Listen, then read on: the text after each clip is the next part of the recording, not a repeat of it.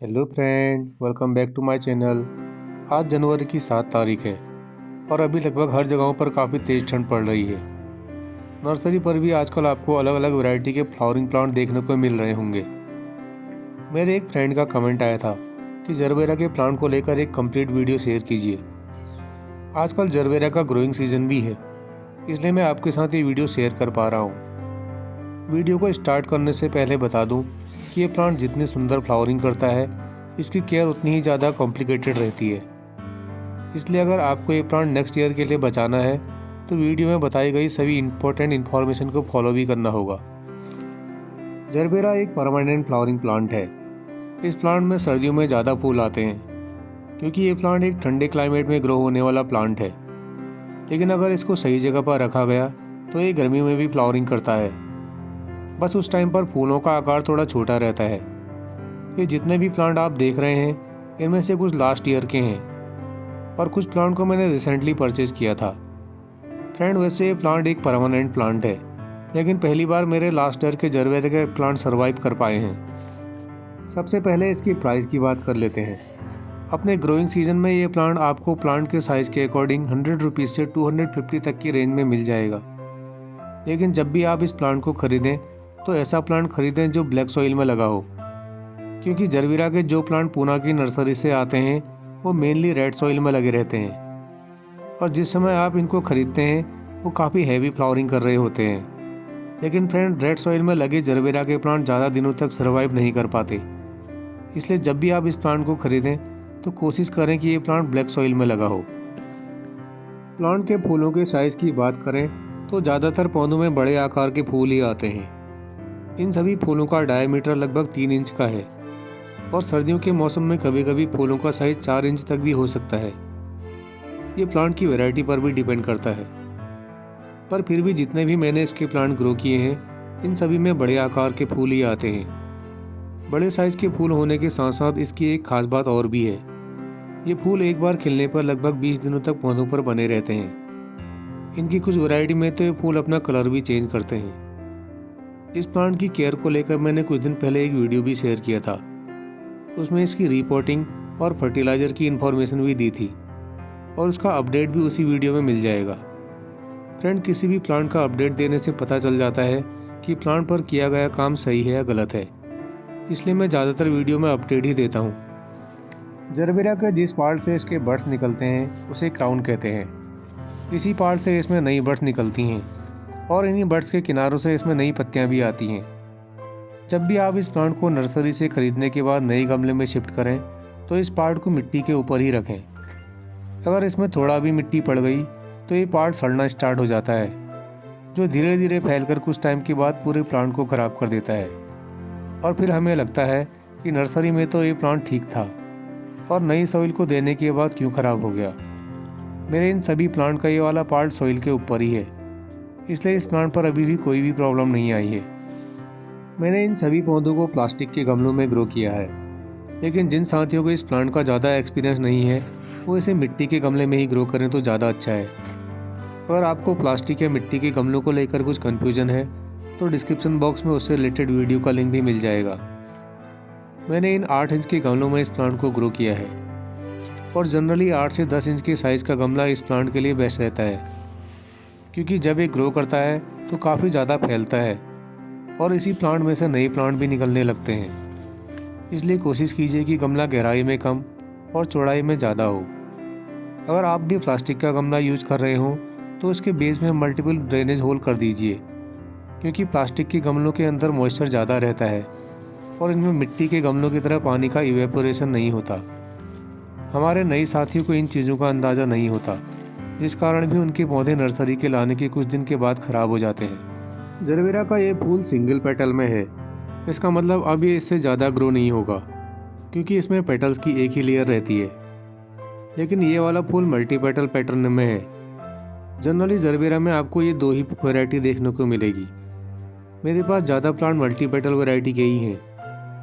Multi petal variety के फूलों में पेटल्स की 1 से ज़्यादा लेयर होती है और किसी किसी प्लांट में तो पेटल्स की 3 या 4 लेयर भी हो सकती हैं। जरबेरा के मल्टी पेटल वैरायटी के फ्लावर ज़्यादा दिनों तक खिले रहते हैं और कभी कभी अपने ज़्यादा वेट के कारण ये प्लांट पर सीधा खड़ा होने की बजाय नीचे की ओर हैंग कर जाते हैं। उस कंडीशन में इनको किसी स्टिक का सहारा देना पड़ता है।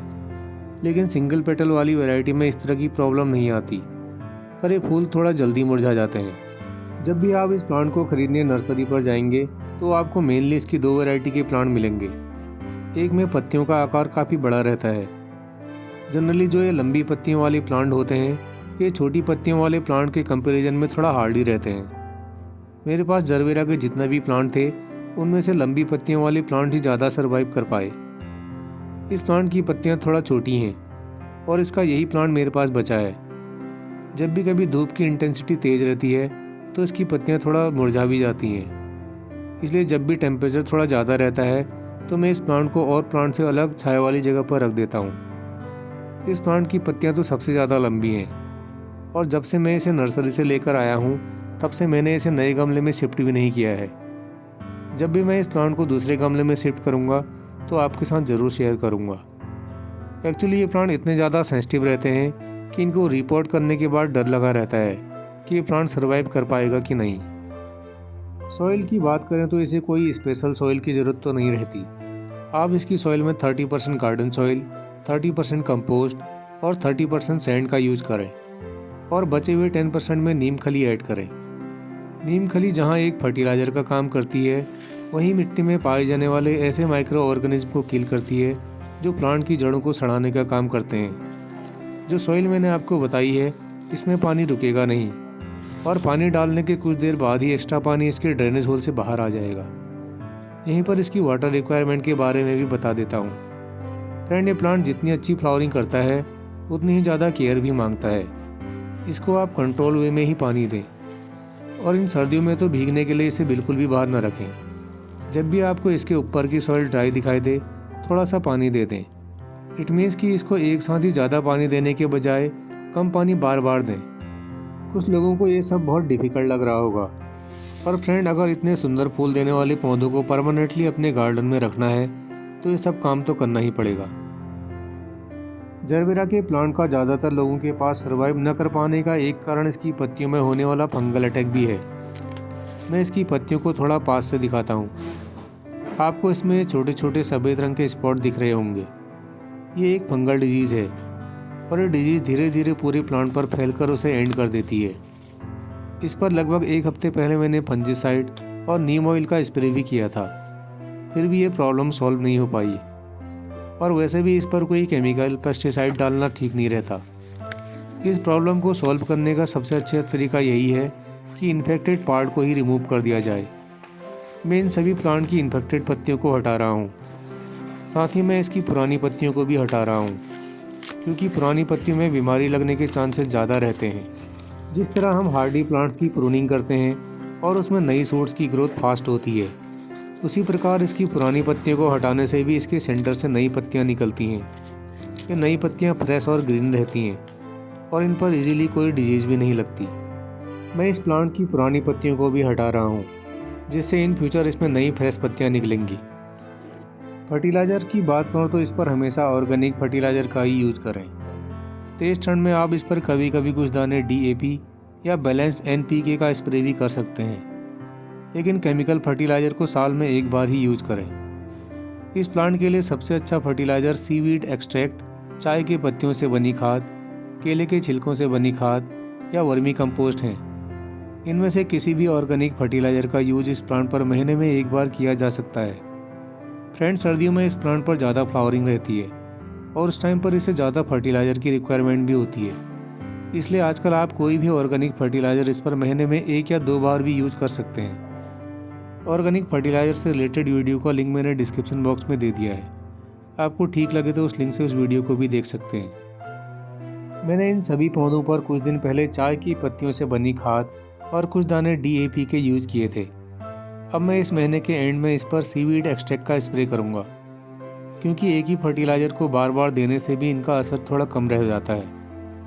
इसलिए बेटर यही है कि आप किन्हीं 2 ऑर्गेनिक फर्टिलाइज़र को अल्टरनेट तरीके से इस प्लांट को दें, जिससे इसमें न्यूट्रिएंट की डेफिशिएंसी नहीं रहेगी और प्लांट की हेल्थ भी ठीक बने रहेगी। अब इसके प्रोपगेशन की बात करते हैं। इसको प्रोपगेट करने के 2 तरीके हैं। पहला है इसको इनके सीड से ग्रो करना।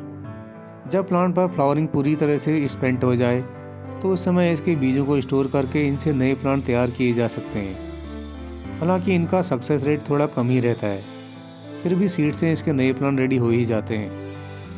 प्रोपेगेशन का दूसरा तरीका है इसको डिवाइड करना।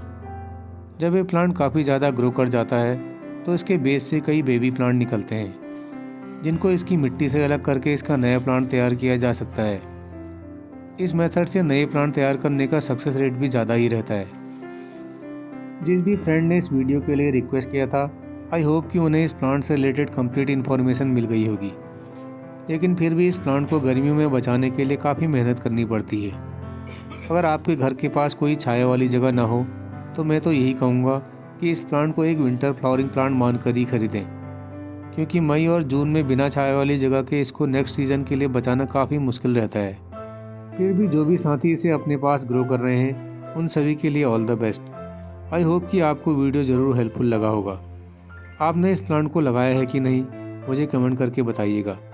वीडियो को अब यहीं एंड करते हैं, फिर मिलते हैं किसी नई वीडियो में किसी नए टॉपिक के साथ। तब तक देखते रहिए gardening with RPJ. Thanks and happy gardening.